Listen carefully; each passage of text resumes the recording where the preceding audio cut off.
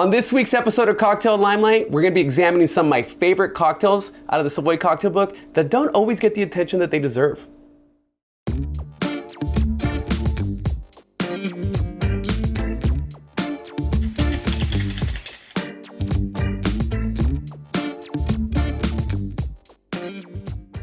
Welcome to Cocktail Limelight. I'm your host, Erick Castro, and today I'm really excited because we're going to be examining some of my favorite recipes from the Savoy Cocktail Book. The recipes that we're going to be looking at are the recipes I like to refer to as hidden gems. And by that I mean, they're not the really uber famous cocktail recipes that you see out there, but they're still really delicious, and though they might have a cult following around certain groups, it doesn't seem like they necessarily get the shine that they deserve. Now, the Savoy Cocktail Book is easily one of the most influential books on my career. I remember when I first got my copy of it, I just dug into it and just spent hours flipping through it. Now, let me tell you a little bit about this book. It was written in 1930 by Erick Castro, who, although he was English born, bartended for years in New York City. And in all likelihood, he probably would have continued to bartend in New York City, but it wasn't until Prohibition hit in 1920 when he realized that his trade was now obsolete. So with his job pretty much against the law, he decided to move to London and quickly got a job at the Savoy Hotel. And his influence doesn't end there, because after writing this book at the urging by the hotel management, he went on to co-found the United Kingdom Bartenders Guild. So his influence in the world of cocktails, especially in England, cannot be overstated. So now that we have a little bit of background on the book and its author, let's dive into it and explore some of the recipes that you can find in this book. The first one that we're going to be doing is called the Self-Starter. While the Self-Starter might not have the coolest name, it's an amazing martini riff that's perfect for people that like martini variations. From looking at the recipe, it's very similar to a Vesper, except this drink varies from the Vesper in the fact that it's actually really good.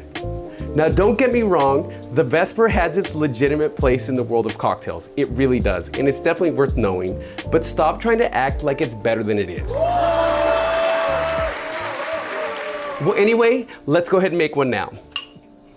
To make one of these, we're going to start out with 2 dashes of absinthe,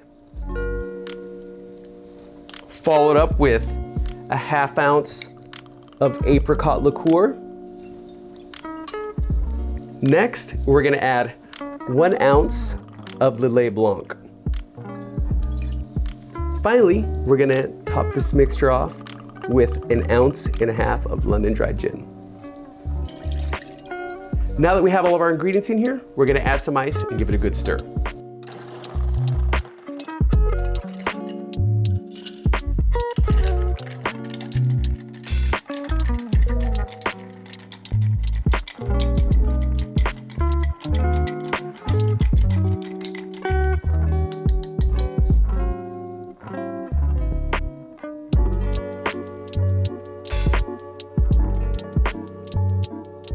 And lastly, we're going to garnish this drink with a lemon twist.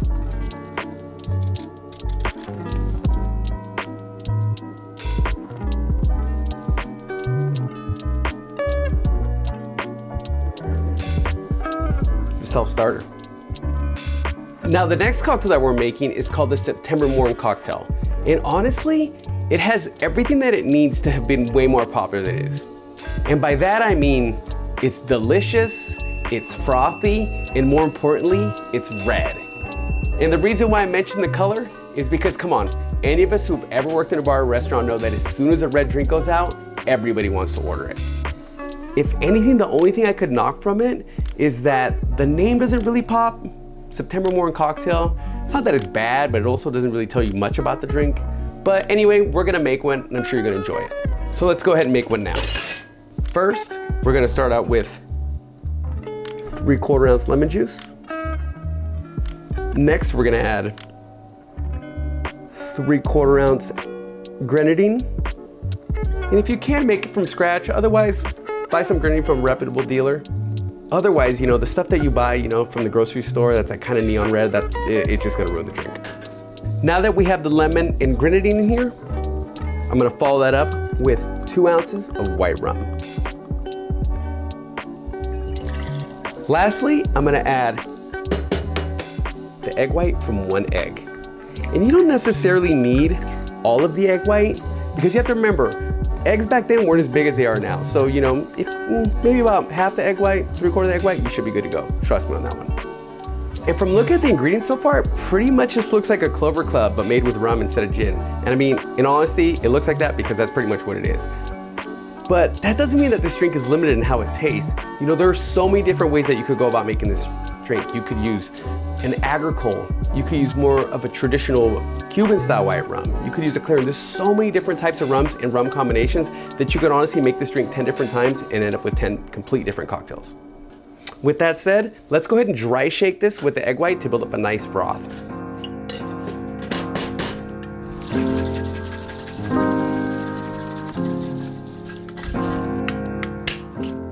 Now that we've emulsified the egg white and got everything in solution, now I'm gonna add some ice and give it a good shake.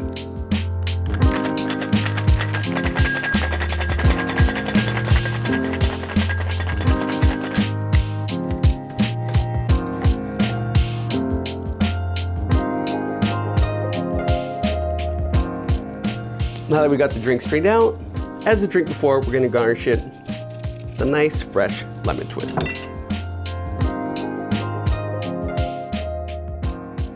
Whereas the first two drinks have decent enough names, this third one has a super badass name. It's called the Rattlesnake. I mean, it's a lethal reptile for crying out loud. I mean, how much cooler could that name get? But cool names aside, I almost didn't include the Rattlesnake in this video, and that's because I'm not necessarily sure that it qualifies as a hidden gem, because around 10 years ago, you would see this drink on menus from time to time. It was a drink that, you know, was mildly beloved by a lot of bartenders, but as the years have gone by, I don't really see it on menus anymore. It just seems to me like one of those drinks that was more popular back in the day than it is now. The reason why I think it might have been more popular then than it is now is because it has absinthe in it.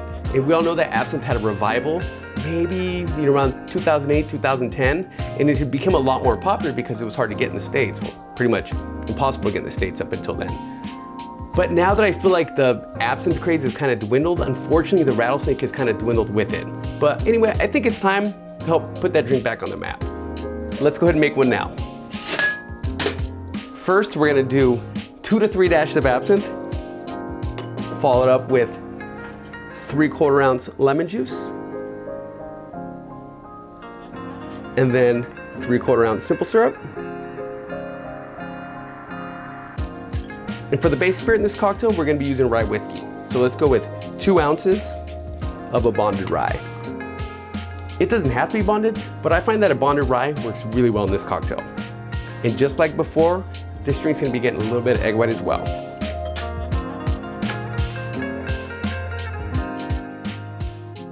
Let's go ahead and dry shake this with the egg white to build up a nice froth.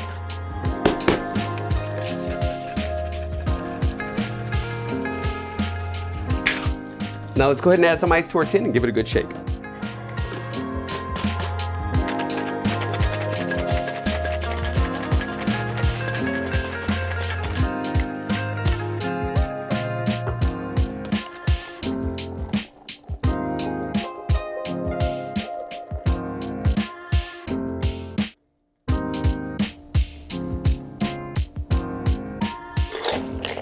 And there you have it, the Rattlesnake. All 3 of these drinks are delicious, and I honestly wish that I saw them on more cocktail menus across the country. I wish that more home bartenders were making these in their home bars, making them for friends, and making them for themselves. And if there's one thing that you took from today, I hope it's that just because one drink doesn't have the name recognition of another, doesn't mean that it's not every bit as good, if not better. And with all that in mind, I wanna say thank you so much for tuning in to this week's Cocktail Limelight. And if you want to dive deeper into the world of craft cocktails with us, be sure to check out our award-winning podcast, Bartender at Large, which you can find on Spotify, iTunes, and anywhere else that great podcasts are found. And also, if you have any cocktails that you would like us to tackle on a future episode of Cocktail Limelight, then leave them in the comments below, and who knows, maybe we'll feature on an upcoming episode. And with that said, don't forget to muddle that subscribe button, and we will see you again next week.